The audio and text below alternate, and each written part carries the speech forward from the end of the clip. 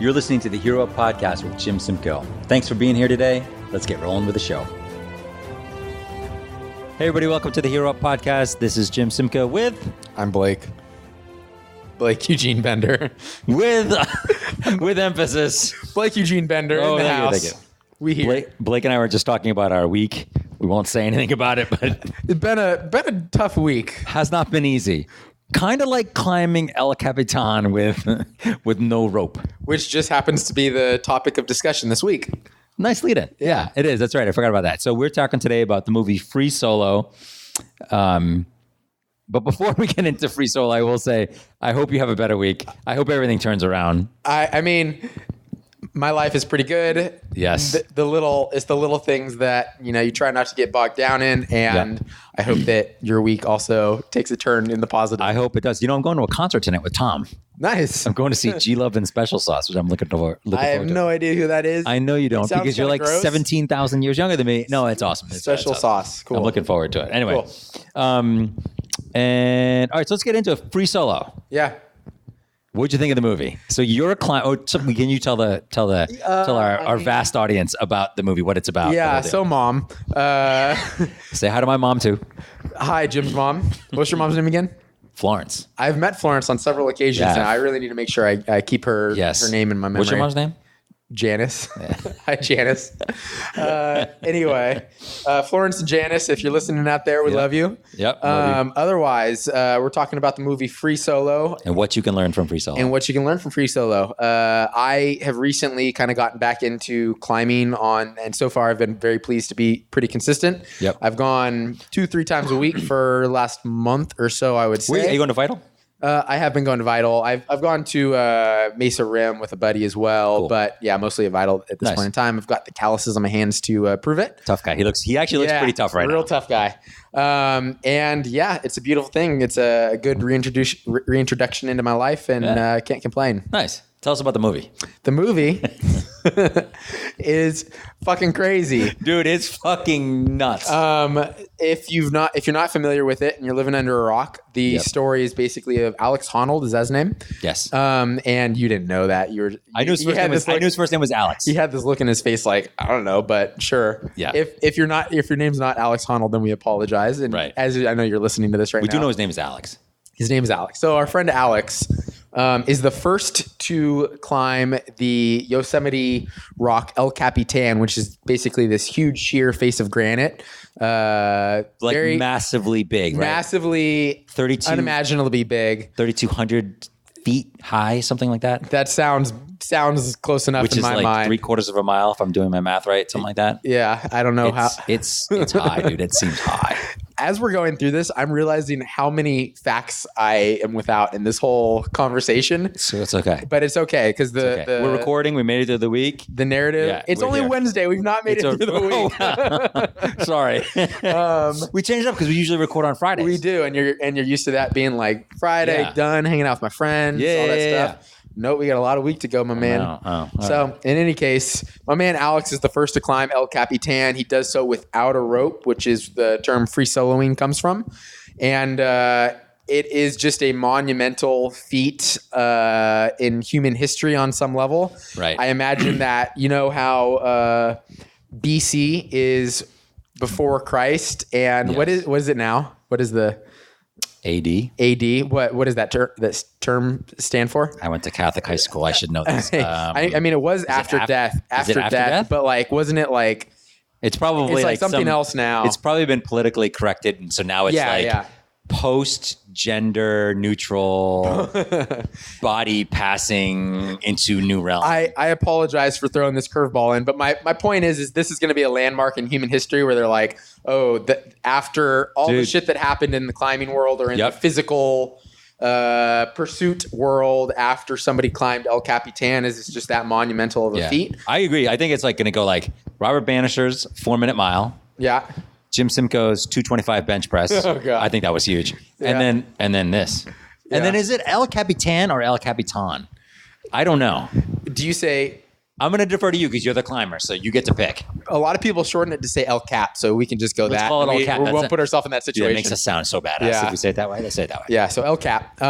It's just a huge landmark of achievement and just a pretty interesting story, I thought, if you enjoy like getting to understand the psyche and kind of what's going on behind the scenes of somebody who is taking on this, monumental, unfathomably out there task and feat. You just get some insight into like what the perspective is from that person. And, I think I've heard from a lot of different people, if you bring that up in a casual context to somebody who is not interested in climbing or doesn't do that on a regular basis, their first impression is like, oh, this guy has a death wish, or like, oh, like he doesn't value his life. And yet that was like very much not the case. Not even close. He just has a very different relationship with the idea of dying and the way that he prioritizes things in his life. I think he's had to probably build a lot of clarity on just based upon the fact that, the next time he does something like this, it could be his last time doing it. Yeah.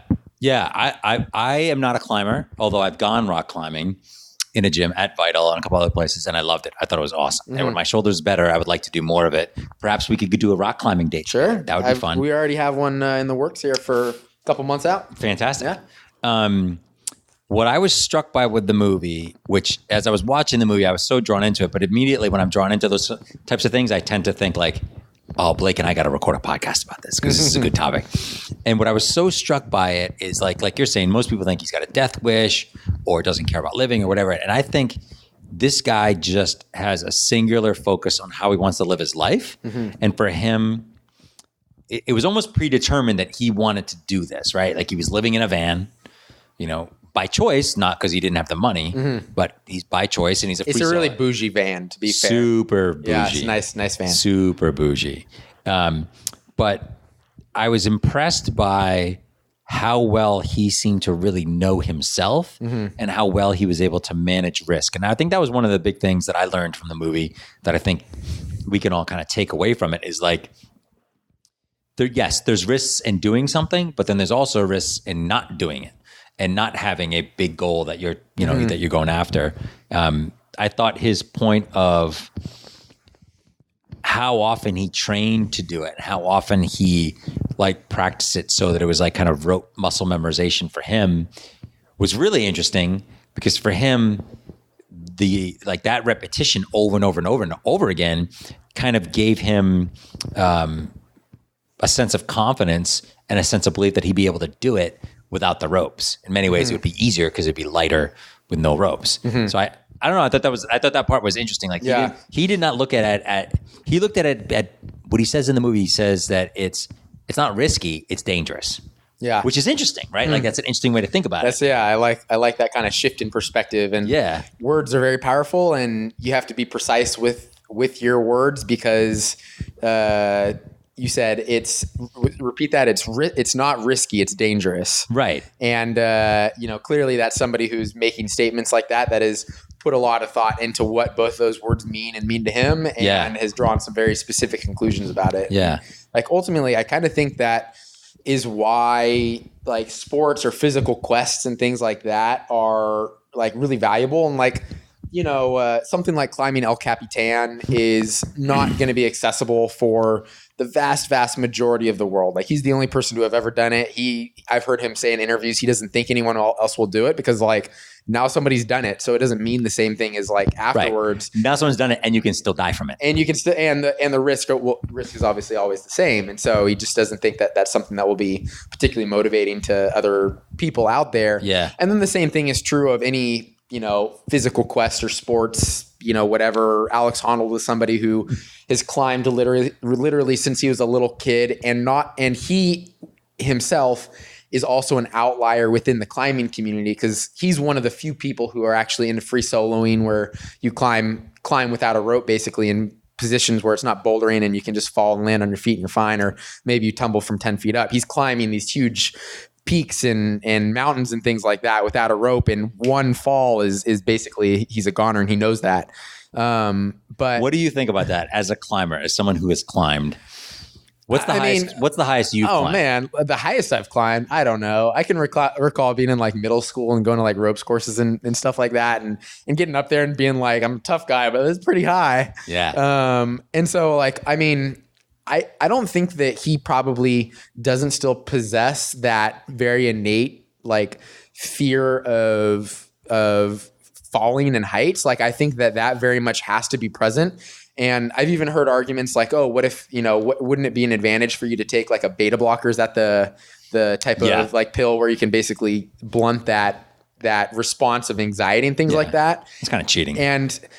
But it's not cheating, but in that I think you want that. Like if you're on the pinnacle of falling to your death, you want every ounce of your body screaming at you and saying, you hold the fuck onto that that hand, that little sliver of rock. Otherwise you're dead. And I think that anxiety and that like excitation that comes from it has a purpose and a very important role in allowing you to kind of evaluate risk. Yeah. And so I think that is absolutely appropriate, because if you're in that position, then, where you're going to fall, like you want every ounce of energy and power that you possess going into that. I was struck by, along those lines, I was struck by you talk about every ounce, all the energy. I was struck by how minute the details are in big climbing like that. Like when they would show the close-ups of like his toe on this little, like not, a pimple-sized divot on a rock that he has to hold on and put all of his weight on to get to a thumbnail-sized grab on a thing. And I was like, oh my God, like how does he know? Like how does he trust?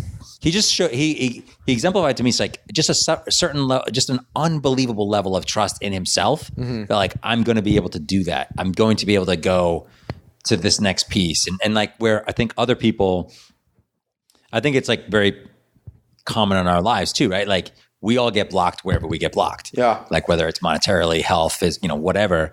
And he's able to transpose that or transgress that into achieving greater things, because he sees that roadblock or that blockage and he figures out how to get through it. I also think it's interesting that when they talk about climbing, how all of those things, they call them problems. Yeah. They don't call them. And you're problem solving. Yeah. I mean, it's just interesting, right? Like you're going up a rock and you're like, oh, I have to get from here over to that spot that's 17 feet away. How do I do that? And that's the bouldering problem. Yeah. And again, words are powerful. And I think that it speaks to the orientation that people who are into climbing and things like that kind of have towards the effort and whatnot, and that it's an intellectual challenge as much as it is a physical one. Something that, just to kind of piggyback off the comment that you were making, and it stood out to me, the extent to which he was like journaling his notes and he was making comments on every little. What'd you think about that? Every little maneuver. I mean, I love it because I think that is really valuable for people if they want to really get to a high level in whatever it is that they're doing, whether it's climbing, something else, physical, business, relationship. Like it maybe journaling or writing isn't your thing, and having a conversation is, or some other process in which you have that processing ability. Like you need that outlet. But the level of attention to detail, I think, was absolutely necessary. And it seemed to me that he just kind of woke up one day and was like, I've done the repetition. I feel confident because I've done that repetition and I paid my dues and put in the time. Right. And that is so analogous to, I think, what a lot of, people are going to encounter in their own lives. If you run into that position where I'm going to do something new, I'm going to break into new territory, it's really helpful and important, I think, to have a foundation of like, no, I've worked at this for a really long time. And it is appropriate to take a leap of faith every once in a while, and you got to take risks, but those risks are constantly being analyzed, based upon the work that you've put in building up to that point.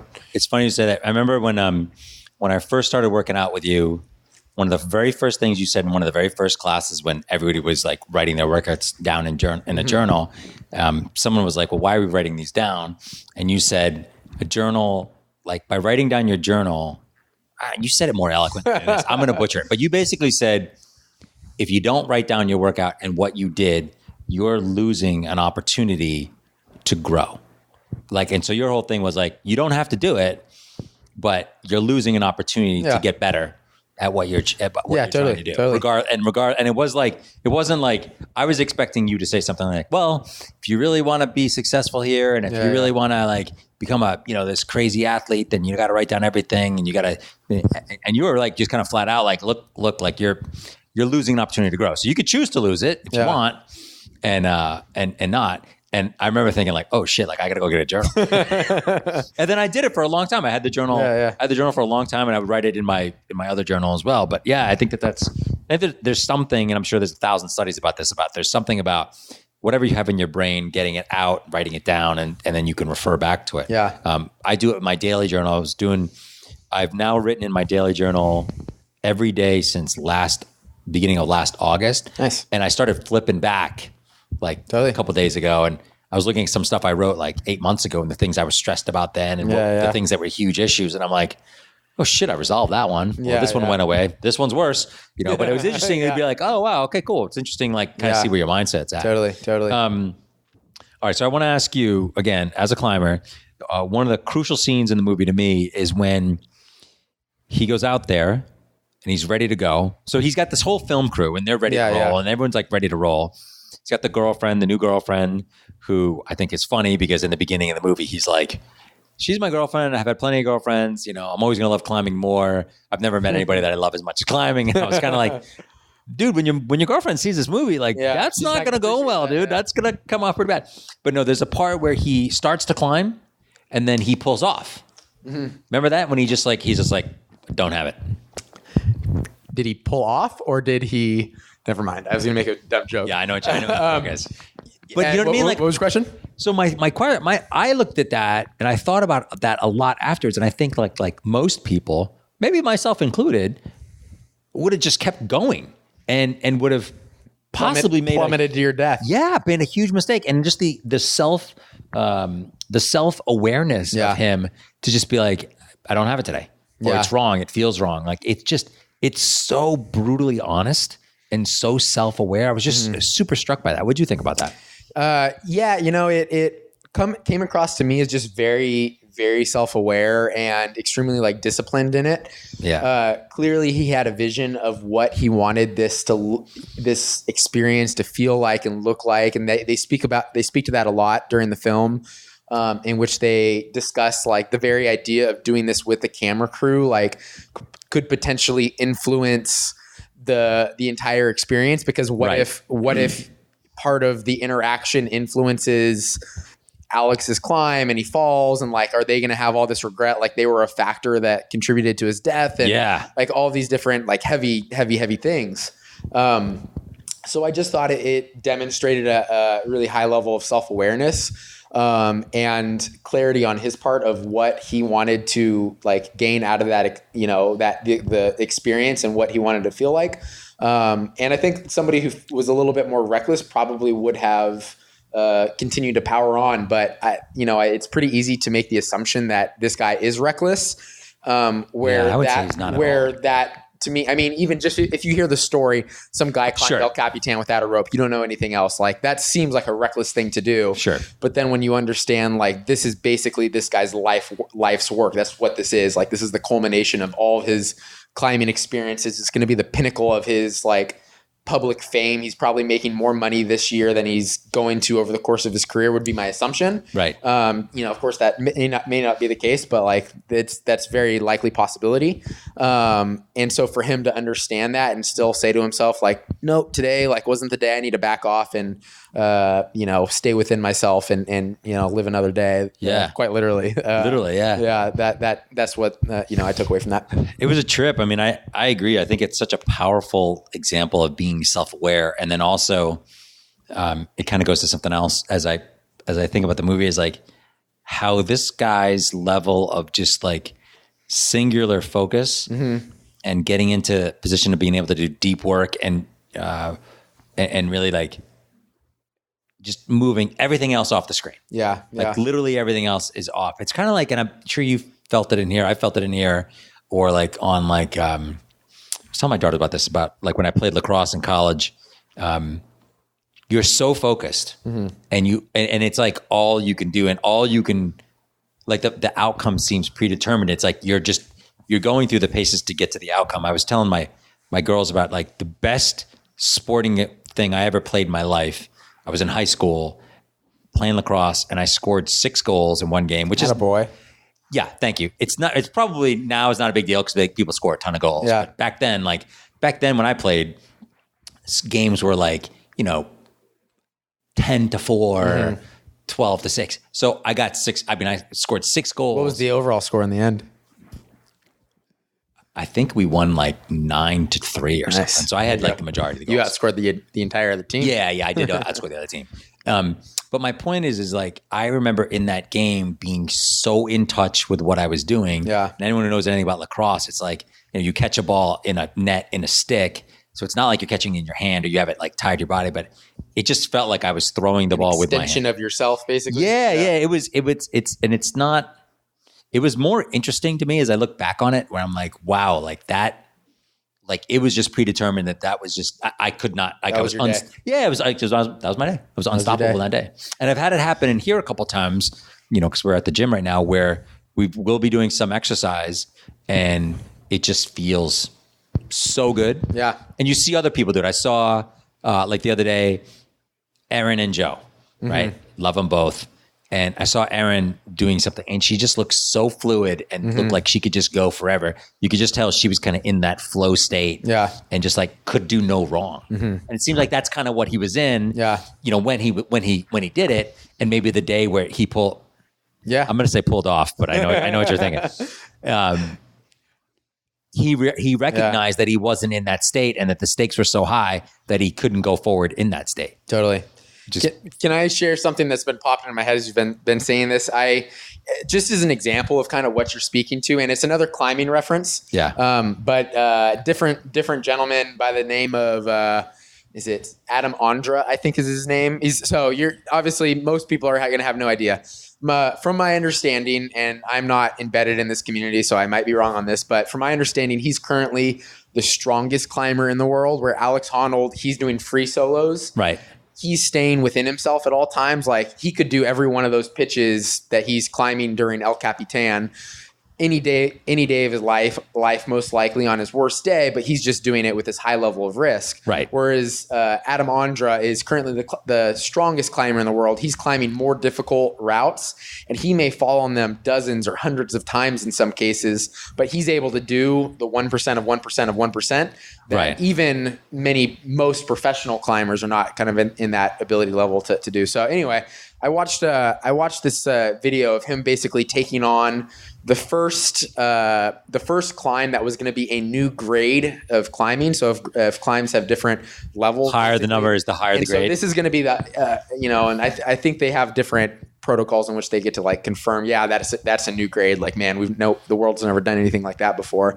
And it was just fascinating to watch him to try to break into this new territory. And so just to give you a couple of examples of the level of extent to which this guy was willing to go. He was living in this like town or whatever that was near the climb that he was trying to do. And this is all outdoor stuff. And they would hike into the place. Maybe it's a 30-minute walk or something like that in the morning to get to the spot. And he was finding that because he had to climb the route in order to like kind of warm up, he was actually not as prepared. And so they built a climbing wall in the barn of the place that they were staying, and they took like a week to do that so that he could warm up before going to the route. Another example was he got like a cold, or he got sick or something like that. And so he and his coach, he was literally lying on the floor on his back with his eyes closed, visualizing. It looked freaking hilarious to watch him doing this. His coach was basically holding his hands in shapes that were trying to replicate what the subtle little rocks would hold on to. That's trippy, and dude. He was like holding. He's just lying there on his back. He was holding his coach's like little fingers or corner of his elbows and things like that. And he was literally like and like manipulating his body as if he was still climbing the rock. And I was just like, man, this is a level of dedication that very, very few people are comfortable going for something that's as extreme of a goal. And obviously this is an incredibly talented guy, and most people are not going to have the physical abilities to be the best at something in the world. But I'm certain that there are other people that exist who have the genetic potential to do this climb also, because it's like nothing in the world is that uncommon or genetically rare. Yeah. But very few people are willing to make those types of dedicated decisions that are going to be necessary in order to make that happen. So that was just an example that stood out to me. And I was like, that guy is going to some lengths, and that doesn't surprise me that he's the person who's breaking into new territory at things like this. And what's crazy about that is like, so that, because I always think that like, we're all able to do so much more in our DNA than what we think we can do, right? And so like a guy like that, so like if you talk about climbing, like if you look at like the actual physics of climbing, if you're climbing 1,000 feet and you weigh 200 pounds, you're basically lifting 200 pounds up, 1,000 feet over a couple hours. The physical aspect of it, which might be super draining and super difficult, is not like an insurmountable task for someone who's strong. It's the mental aspect, right? Like the mental aspect of that guy's willing to sit in a barn, and then he's willing to sit down and go through that visualization. Climb his coach, basically. Yeah. Like I think that's super fascinating. I know that when I had after shoulder surgery that first week, every day I would like visualize my shoulder getting stronger, and I would sit there and I would like think about my shoulder getting stronger and think about like my thing. You want to go around this way? There's someone coming in. What's up, Will? I'm saying hi to Will, who just walked in. Hi, Will. Hi, Will. Wait. Will's on a podcast now. Hello. That's official. But I would visualize that every day, and I would like literally think of the ligament attaching stronger and stronger. And then I would visualize like games that I play and sports and just different stuff. And like I spent a lot of time visualizing hang squat cleans, just because like, just for whatever reason, and push presses. And it was easy for me to do because I couldn't do anything else. I was laying on my, it was like, I was post-surgery, there's nothing else I could do. And I just thought the whole thing was just really fascinating. So I'm not surprised that guy, is he that much more of a freak athlete than everyone else? Or is it that he's just willing to go to lengths, to your point, that other people aren't willing to go to? Totally. And he's continued to make that decision over and over again in his life. So it's not like he decided to build a barn. It's that he's at one point made a decision that I'm going to live in a van. I assume he lives in a van, as all the climbers do. Yeah. And why do they all live in a van? What's that? Why do they all live in a van? So they can travel and they don't have, they can basically probably park it somewhere and leave it and fly off. Would you live in a van? I don't think I would live in a van. I think I would try and get like I would live in a nice, what do they call it? Yurt. Nice yurt. A nice yurt. A traveling yurt. Yeah. But no, that's interesting that they can get to that level. Yeah. Because most people won't. I mean, I guess the point we're trying to make here is that like these are parallels to everyone else in their life. Yes. And I feel like that's what the one of the major values that even sports and physical quests and things like that have for people, is that they give you such a unique opportunity to like deal and like basically almost test out life and kind of understand what you're about and made of in a way that doesn't have nearly the consequences as does climbing El Capitan and falling to your death. I guess that's a pretty serious consequence. That's pretty serious. But it doesn't have nearly the level of seriousness as, making career decisions and making financial decisions that are going to impact the rest of your life. But you can understand and develop the characteristics and skill set that's necessary to be successful, which is often discipline and trying your hardest and communication and not giving up when things, the cards are stacked up against you. And it's kind of funny because I feel like I went through this phase when I was a bit younger, when because I put so much value into like sports and stuff when I was like a kid, and I was like, well, sports really don't matter. Like I get it. Sports don't matter. They don't have that, like win or lose. What's the point? You're not getting paid. And, now I've come to realize like those are so analogous to so many other things in life. And like, I feel like so much of the positive lessons that I've had and the person that I am is a reflection of a lot of those trials and tribulations. And, obviously totally you can go through that in many different ways. It doesn't have to be physical stuff. It could be music or, theater or whatever the case may be. But those are very much, I think, helpful tools in order for people to kind of develop that self-awareness and build those characteristics. I have nothing to add, dude. We're closing right there. That was used. You know, you used analogous twice during this podcast, which was kind of huge. I feel like I may have jumped the shark. You've just way above me now. It's been brought to my attention that I use certain words that like really frequently, and it's not that my vocabulary is big, it's that I try to identify a few big words and use them frequently, and so that's all that you got to go to. That's what you're seeing there. Yep, nice. That's a go-to. Nice work. Thanks for listening, everybody. Talk to you soon. Hey, thanks for checking out the podcast today. Really appreciate you guys listening in. If you like what you heard, please leave a review on iTunes. It really helps us out. And you can always check us out online at heroupmedia.com. Heroupmedia.com. Talk to you guys soon.